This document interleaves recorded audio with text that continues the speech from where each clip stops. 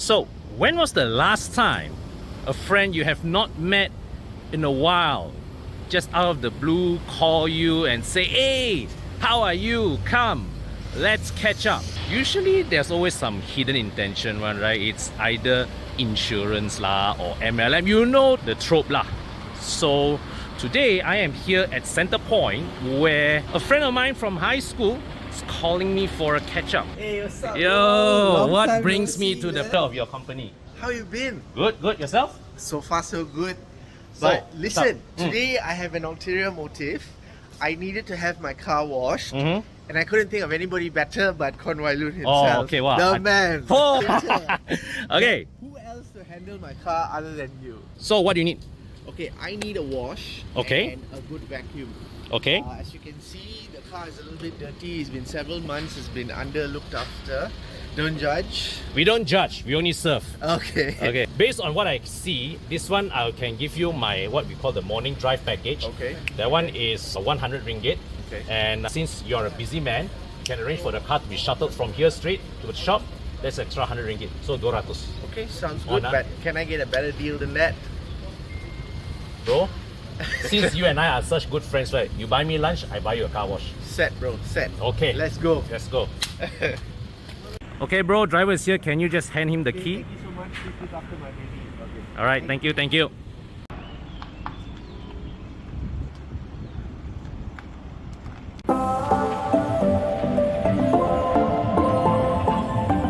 Welcome for lunch. Oh, lovely place, eh? Thank you, bro. Thank Lovely place, my God. Okay lah. This one worth to belanja you free car wash. Hey, show me around, eh? Come. Yeah. So basically, that side is the balcony. Okay. Then we have our sofa seats over here. Wow, nice ambience, eh? And that will be the bar area. Oh, nice. And that side is a private room in case you want VIP Oh, bookings. private and so on room. and so Nice, forth. nice. And we also have availability of an outdoor door. Outlet next door. Yeah. Oh yeah, I saw that one called Granite, right? You want to go have a look? Next time, right? Next time. Okay. Sure. Ah, Come, let's have lunch. come. Someone very special to introduce. Okay. This is Wayne. He's my business partner. Hi, Wayne. Hi, Nice to meet you. Yeah. So how do you end up doing business with this guy? Oh, long story. We'll talk about it over lunch. Jump. Okay. Hey, so what you have here? Okay. Well, these are some of the lunch set options that we have. Oh, nice. Look. Come, Right. order first. Okay, just paying the bill. So can you give me the most expensive item on the menu? Sure, why not? I'll take the buttermilk chicken rice and black coffee, no sugar, and a glass of water. And then what currently? And I'm going to go for this. Okay, then we share. Hey, so how long have you guys run this place really?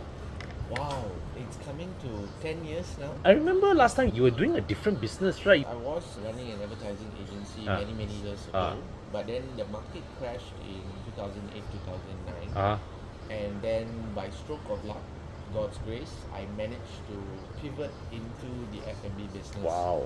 But of course, there were a lot of people who helped me along the Yeah. way, who supported us during the early trying times. The lesson that I learned is that in the business world, you can't do it your own, right? You can't do it without support, and especially now, right?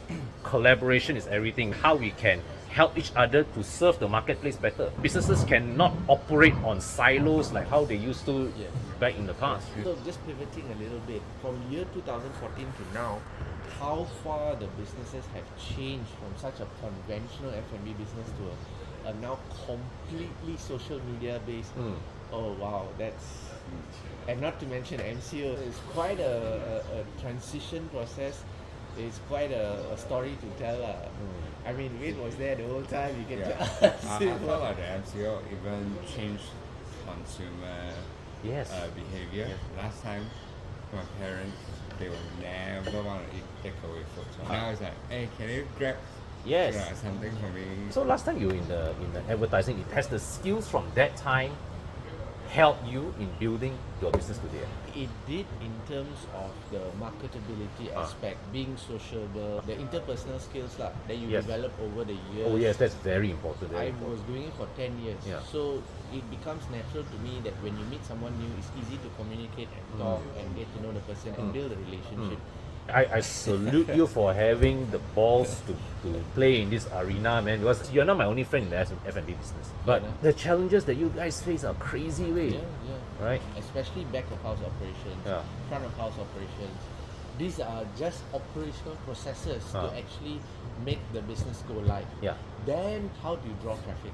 Correct. Because there's so much competition, and every year it gets more and more and more. But you managed to sustain 10 years and in a very nice looking place. So Well, I've had really good partners. you And it wasn't A walk in the easy. park. Oh my it's God. I don't imagine it Yeah. is. But were you in this from day one? No, actually, I came to Bosko as a customer when they first opened the place. I think it speaks volumes that you were able to attract him on the basis of your service to say, okay, hey, I think this can work. I believe in this. Yeah. Let's put to be a part of this fund. No problem to have. But how about you? How about your car wash business? How's that progressed from the time you started till now? Let me put it this way lah. It's my first business, so I made a lot of beginner mistakes. It's not funny, but the good thing is I got some education along the way. I learned my lessons, and I really focused the angle onto service, all right, onto helping solve people problems. What I always tell customers is when I face with something that is beyond my team's capability, I say, this one, can solve one. But sometimes the question is it worth your while to solve? Or sometimes I wonder, who do I rope in to collaborate with and solve this problem? What I have learned now is always when I'm dealing with customer is, what can I do to serve you today so that I make a difference in your life? I mean, like for you solve the problem of me whenever I'm hungry during lunchtime, dinner time, or when I need a drink. So I'm here and you've got a place with a good atmosphere. So maybe even let's say like, if I'm looking for a nice cozy place to host 20-30 guests, this looks like a good location. True. And I like that the ambience that you managed to build here is very conducive. So like right now, if I want to bring my customers here or bring anybody here to do an interview, hey, this looks great. I think you're right in terms of the ambience because we have successfully managed to capture the office crowd because Centrepoint is not just a mall, it also has 4 floors of offices. So those officers actually come here and do their work from office. So meetings, team luncheons. I can see the appeal to be honest. Correct. So it's actually almost like only after that, like maybe 3 to 4, that's when the real dining crowd. That's the happy hour time lah. Correct. There are a lot of people who like him have their spot. I just need to raise my hand and then I have my beverage. So They I don't. don't even need to say like what I want to order. Because you're so regular, even the staff know you by name. And that is important, right? That sense of connection. Because one thing I learned, right, is that we as humans, we feel fulfilled when we have 3 things. 1, creativity, connectedness, and contribution. True. Right? So you were saying that you had a pretty rough ride. Oh yeah, it was really, really tough, especially in the early days. But nothing prepared us for MCO. Actually, the fact that you pulled through MCO is damn amazing. Looking back, it's quite a But a that success time, story to at say. the time, I remember a lot of F&Bs, they went to delivery platforms. Did you guys make that transition as well? We did. Did that help? But not so much because I suppose when you look at a restaurant and bar, it doesn't really appeal to someone who's staying at home to tapao your alcohol or tapao your food. It's not quite the same lah. The whole concept of restaurant and bar is socializing. How you want to take away that? It's not possible. People come to Bosko for a reason. It's either for the ambience, the atmosphere, or maybe a connection to you. True. Right? True. I'm glad that over these last couple of years, we've been successful in building that loyal customer base who keeps coming back. And they're happy with the whole schematics of things. But like every business, you cannot just sit down and wait. You must always innovate because every year the industry evolves. Competition gets great. The food in itself also has to evolve. The last century, our world is changing ever faster. Oh, yeah. The rules that apply today, next year may be different already. Oh, yes. Right? Yes. We do not know what new innovations are going to come out and change the world. Yours is not so much a trend dictated business. Right? Maybe some of the way you dress up the thing, you package the menu, you need to tweak from it. But at the bottom line, I still every day I will still need to have my lunch, my dinner. Yeah, it's how you package it, like what you said. I mean, if we could, as business owner, do value add to what you're providing for customers, it makes it all that more exciting for someone to come to somewhere.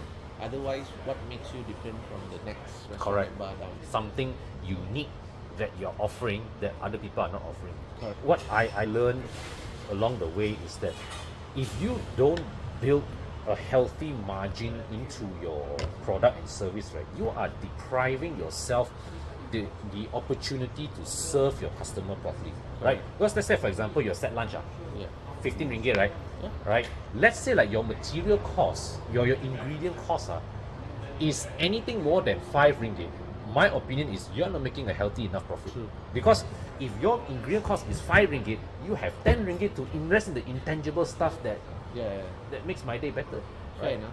As a business, your responsibility is to Make profit. generate a profit, Yeah. right? So that you can pay your bills, you can Yes. pay your team, right? You Correct. can feed your people, Correct. right? Because to be honest, last time running a business, maybe you just have to pay for rental and then your payroll staff. And that's it. Now you have to pay for digital marketing agency, yes. ad fees, Grab, commission, Everything. and then there's so many other things that you really have to pay, and then all the labor costs that went up and Oh, yes. up and And labor cost is important because, as we know, cost of living is going up, Yes. right? You can't be paying your staff 2,000 ringgit anymore. You want to pay your staff better, right? But if let's say your margins are not Yeah. good enough, how are you going to How pay your do staff you- better? It's a chicken and egg, right? People say, oh, you know, you should increase salary, and I fully support that. People need to be paid at least well enough so that they can afford a good quality of life, right? But the thing is that money has to come from somewhere, right? And that money does not appear out of thin air. Yeah. Right, come, let's eat. Oh, look at this lah. My lunch. Oh. Healthy. Oh, I think yours is the most expensive one here. No, not true. I mean, this is the most protein-based diet. Oh, why are you cutting down on the rice, Of course. on the carbs? Of course. You gotta do keto diet all the way, you know? Oh my god. Hey, for 15 bucks, it's not bad. Thank you, thank you. all our lunch menu, then we actually spend time R&D in it. What is R&D like for an F&B business? First, I'm gonna ask you like, why I want to eat curry mee in Bosko. So you must have that, like the unique selling point, or maybe you must have the special ingredient twitch here and there, and then it would actually give you a very, very different taste. And then sometimes when it comes to food, a little bit of the showmanship, and you add on. People don't remember what you do for them, but they remember how you make them feel. Who do you get to do food tasting? Your own people. Him. Oh, Yeah, We, normally we call him the god of food Ah. because he loves to eat. Anywhere he travels in the world, Yeah. he will go and find the best places to eat. So his palate is, I would say, very refined. So I'm actually very fortunate that he has a very good palate. So that helps. Like something I say is okay, he will say it's not okay. He wants above and beyond. So then you need to go back to the drawing board, rework the sauces or the cream or something. You have to go back into the SOP and say, okay, what went wrong? And then how are you going to tweak it from there? Because you also cannot make the process so complicated. Then how are you going to serve for lunch? People only have 1 hour for service, you see. So these are the factors to take into account. I faced this kind of problems when I was refining the SOPs in my car wash. I'm setting like a premium standard car wash, so there were things that I wanted the team to do. But after a while, we learned that okay, this is something that customers don't care about. This okay, we take out. As we go along, we have to be alert. We have to identify what the customers Yes. want, and what is it that okay, these things. If the customer A don't appreciate it, and it affects our productivity. Are we really doing it for the customer, or are we doing it to shock and diri? Correct. Right? Yeah. But over some time, when we did many changes and so on and so forth, I grew to understand that it really makes a difference. Because if it cannot even pass your palate, how are you actually then just selling it? It's Correct. not just about being cheap. You want something that people can actually enjoy. That comes down to your pride, your own pride as a personal Yes. business owner. It's like, dude, if that dish that comes out, you yourself wouldn't eat, you expect other people to pay and eat. Correct. Cannot, right? True. Right? I mean, I face that in my business also. I will go and look at the cars that come up from where I say, okay, is this something that meets my expectations? Is this something that will I be okay? Yeah. All right, Yeah. to accept this and pay money for this. If it's not right, then I cannot in good conscience release the car to my to my customer. Oh, but I have a question though about your business. It's like, what if by chance, because you have the whole process of the rider picks up the car, Yeah. and then after that they go and do the cleaning service and then you send it over, Yeah, right? yeah. So there's also a chance that I mean, touch wood Ah. he picks up the car, then boom. Okay, it can happen. That kind of thing can happen. Okay. That's why the service that I'm using has a special insurance. A transit insurance, whereby if touch wood, we don't want to have that. But if let's say along the way, a mishap happens, we are covered by a 50,000 ringgit transit insurance. We face mitigated risks every day, right? Because the alternative is you drive to Sungai Besi today, meet me there. Forever. Rather, you come here, right? You just buy me this free lunch. Then after that, once your car comes back, straight away, like, you're done. But I like your idea. It's more than just a car wash. It's like an auto detailing. Yeah. Right? Okay, I need another coffee, man. Sure, no problem. Long black? Sure, Or yeah. beer now? Okay. Let's just say that today, I want to go and open a F&B outlet. Okay. What is the one thing you would tell me to be careful of? I find it very difficult to pinpoint into one, but location is definitely right up there lah. Because if you find a shitty location, no Yeah. matter how good your operations is, how good your service is, how good your branding, marketing, all the effort and energy you put into it, it will still go down. Yeah. It's about the footfall traffic. Correct. You know, so in business you cannot be like what you say, a silo. So you cannot think that, oh, there's like 10 other restaurants and bar opening up next to me, so I will die. But you also have to bear in mind, if there are 10 other restaurant and bars there, as long foot they are, traffic is yes, so your footfall traffic is times 10. You are building off each other's energy, Yes, right? correct. Right? And you will always have people like me. If I see queue, I refuse to get. I mean, I know your food is probably good, but I'll come back when you're not crowded. Queue, Yeah. I'm the same. for me, the product and the service. Because like I understand that the location is very important. Correct. And then but nowadays a lot of people they are on social media.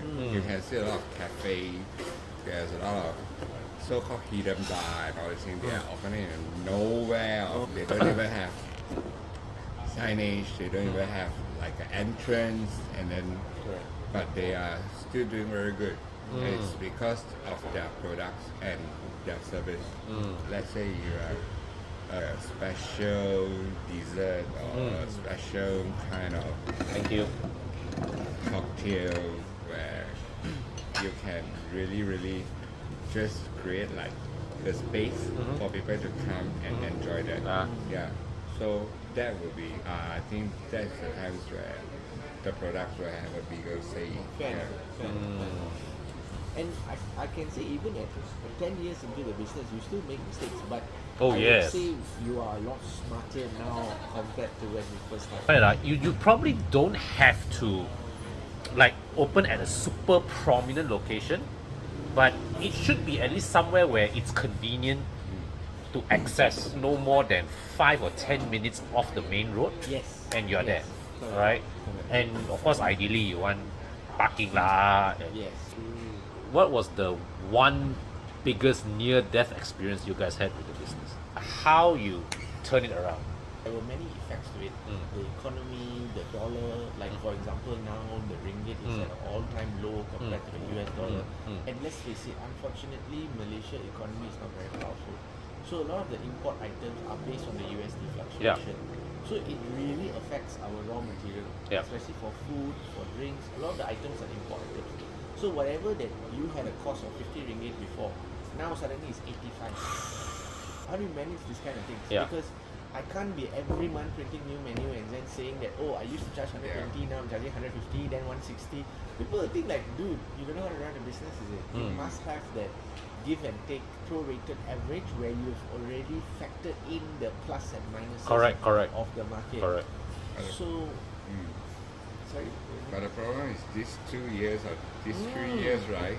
The fluctuations has gone way beyond No choice, whatever that we Correct. forecast. I mean, we also are not immune to being tired and fed up, and even after 10 years of doing business, because your ideas get a bit run out, Correct. get a bit stale. Correct. But it's very important to never give up and never to tell yourself that I'm done. You know what? It's time to get out of this. You know. Yeah, I mean there were opportunities like that and moments like that, especially MCO and prior to that GST era was quite tough, and then now again another period and so many others lah. But every incident or scenario that occurs, you cannot just sit back and say that I'm not going to do anything. Maybe you can give yourself that 1 to 2 months break to regroup and just let the business run. But then you have to quickly step out of it and say that no, this is your business. If you're not going to take an active interest to find a strategy, a unique selling point that is going to change the dynamic and bring back the crowd, then it's just waiting to die. Correct. You know? Correct. You Correct. have to be doing As it. You the- cannot say no. As the business owner, the buck stops with us. Yes. It's the energy that we put in Correct. that dictates the output. Yep. Yeah. I mean, of course, some industries are doing fantastically well. Kudos to them for that. But F&B, wow, since MCO, not many have really bounced back.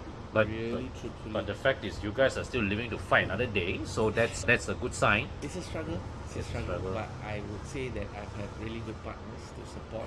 I think that's the And that is the. our team is very powerful. When I first started business, right, there were people who warned me that when you have more partners means more struggle, more Yes. conflict, which I don't deny. It is true. But when you have more partners, it also means more perspective, Yes. right? So it's More a bit brain. struggle, lah. It's quite a struggle because you can only do so much in 24 hours. Correct. And there's only so much connections you have. There's only so much people you know. And business is all about leveraging. Correct. Leveraging connections, leveraging people you know. You win, I win. And that's just how business works, right? There's nothing sinister about it. Yeah. But when you have good partners that you have chosen, then you can actually divide the work among each. Correct. So everyone has a role to play on whether they are drawing in the business or whether they are marketing the things for you. I mean, operation part is operation part lah. That is a given for any F&B lah. But the other aspect, how do you promote the place? Everyone must take an active interest in promoting the place. You can't just sit back and just point finger. It's no point now. You know? It's counterproductive, I would say that. Yeah. My next business, I definitely wouldn't do it alone. I definitely wouldn't do it alone. I So would. did you start a business alone? Yes. Yeah, it was. I had that before, and then it was like, you know, no matter how tired, how stressed you are, you just have to really Suck it slap yourself and then just. Because there's no one you can talk to, there's no one you can banter about the issues that are every day you're facing. This literally is you and you by yourself. Correct. So I'm not saying that either one is wrong, but you have to make a choice for yourself lah. Correct. Are you ready for it or not? Because a lot of people also say that when you choose partners, sometimes it goes down south and then things sour, so on and so forth. I suppose there's no right and wrong in either way, but for me, I would prefer to have partners lah. The workload is not a joke. I would think Yeah. not. I wouldn't have peaceful nights if I'm doing this myself, seriously. Yeah. Okay, I think your car is almost ready already. Let me quickly check. Wow, Yeah, time has flies. Mm-hmm.